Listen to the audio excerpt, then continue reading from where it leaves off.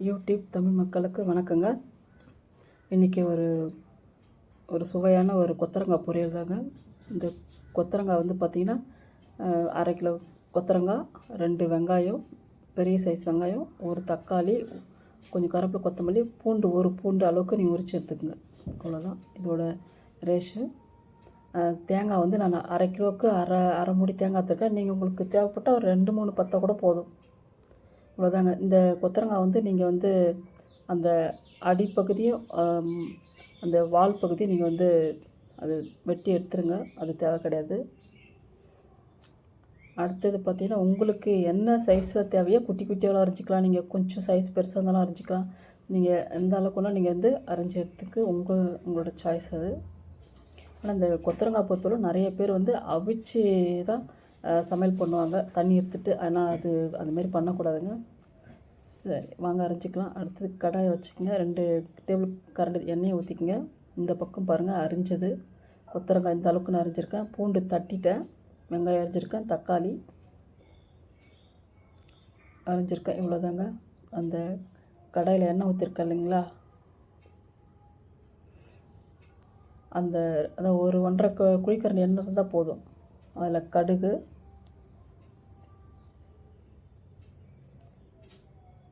பொரிஞ்சோன்னா கொஞ்சமாக உளுத்தம்பருப்பு,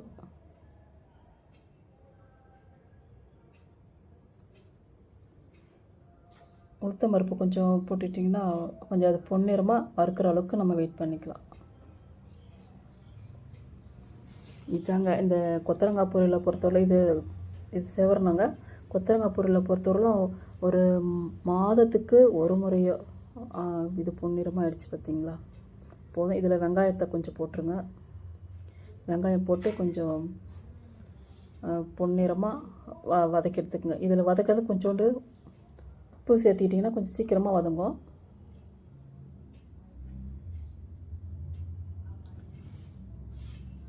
அதில் தக்காளி கொஞ்சம் பொன்னிறமாக வதங்கினோன்னு தக்காளி கொஞ்சம் ஆட் பண்ணிவிட்டு அதையும் கொஞ்சம் போட்டு வதக்கிடுங்க. அடுத்தது அந்த பூண்டு, தக்காளி வெங்காயம் வதங்கினதுக்கு அப்புறமா பூண்டு போடுங்க. பூண்டு ரொம்ப வதக்கணும் அவசியம் இல்லை.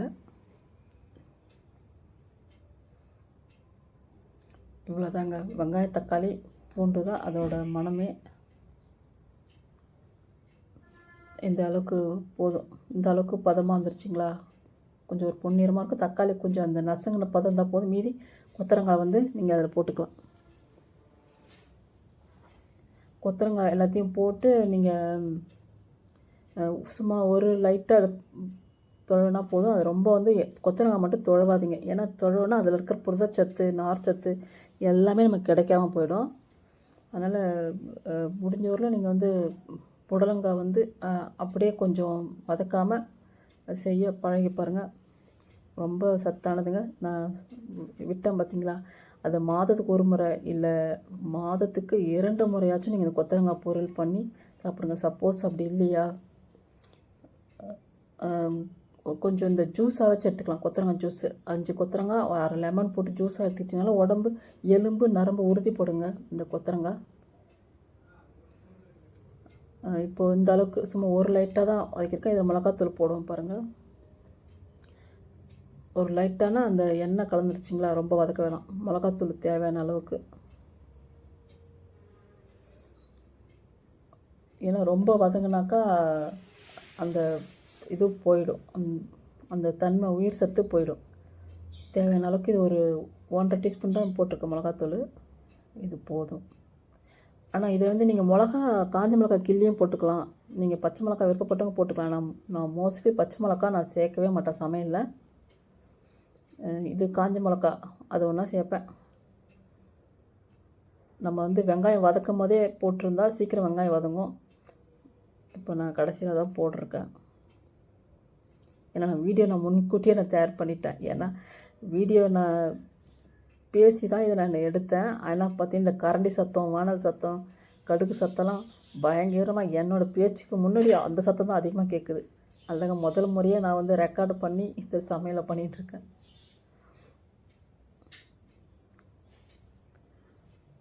ஏன்னா எனக்கு வீடியோ எடுக்கவே தெரியாது. இப்போ தான் நானே கற்றுக்குறேன்.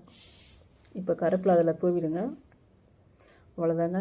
இதில் கொஞ்சம் மூடி போட்டு ஆனால் இதில் தண்ணி வந்து பார்த்திங்கன்னா அந்த காய்கறி தொட்டு இருக்க மாதிரி தண்ணி ஊற்றுங்க. ரொம்பலாம் தண்ணி வேணாம், ரொம்ப கம்மியாக இருந்தாலும் வேகாது. காய்கறி முழுகிற அளவுக்கு, காய்கறி தொடுற அளவுக்கு கரெக்டாக இருந்தால் போதும் தண்ணி.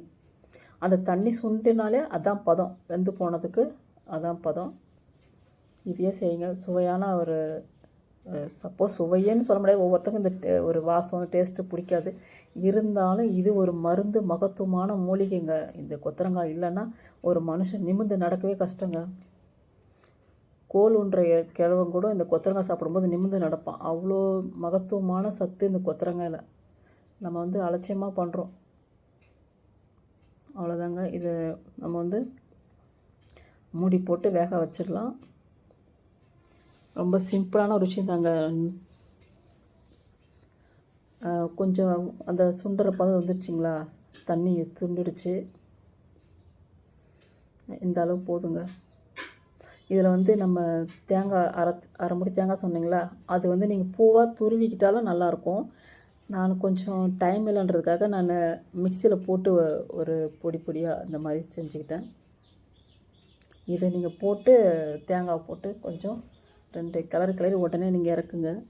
ஆனால் தேங்காய் ஆப்ஷன் தான், தேங்காய் தேவைப்பட்டால் போடுங்க. நான் தேங்காய் எல்லாமே செஞ்சாலும் நல்லா தான் இருக்கும். தேங்காய் போட்டாலும் கொஞ்சம் லைட்டாக திகட்டுற மாதிரி இருக்கும். அது அப்படி தான், அந்த சுவை அப்படி தான் இருக்கும். அதான் இப்போது ஒரு சும்மா லைட்டாக ஒரு துழவினாலே போதும், இது கலந்து விட்டாலே போதும். இந்த பதம் தாங்க. இப்போ கொத்தரங்காய் பொரியல் ரெடி ஆச்சு. சுவையான கொத்தரங்காய் ரெடி. பிடிச்சிருந்தால் லைக் பண்ணுங்கள், சப்ஸ்கிரைப் பண்ணுங்கள், கமெண்ட் பண்ணுங்கள். நான் இன்னும் நிறைய டிஷ், எல்லாமே ஆரோக்கியமான டிஷ் மட்டும்தான் நான் பண்ணுவேன். அதை நீங்கள் வாட்ச் பண்ணுங்கள். நெக்ஸ்ட் வந்து ஒரு கொண்டக்கடலை, சுவையான ஒரு கொண்டக்கடலை குழம்பு எப்படி வைக்கிறத பார்க்கலாம் வாங்க. சப்ஸ்கிரைப் பண்ணி வச்சுங்க, என்னோடய வீடியோஸ் உங்களுக்கு வரும். மெயினாக உங்களுக்கு தேவையான பூஜைக்கு உகந்த என்னென்ன முறைகள் அதை பற்றி உங்களுக்கு கிளியராக சொல்வேன். உங்களோட ஜாதகப்படி என்னென்ன காய்கறிகள் நம்ம சாப்பிட்டா ரொம்ப நல்லதுன்னு சொல்லிட்டு அதுவும் நான் சொல்ல இருக்கிறேன். எனக்கு சப்ஸ்கிரைப் பண்ணுங்கள், உங்களுக்கு ஆட்டோமேட்டிக்காக உங்களுக்கு வீடியோ உங்கள் கையில் கிடைக்கும். நீங்கள் என்ன ஃபாலோ பண்ணுங்கள். நல்ல விஷயங்களை மட்டுமே நான் சொல்லுவேன், தேவையில்லாத விஷயங்கள் நான் என்றைக்கும் சொல்ல மாட்டேன். யூடியூப் தமிழ் மக்களுக்கு நன்றி, வணக்கம்.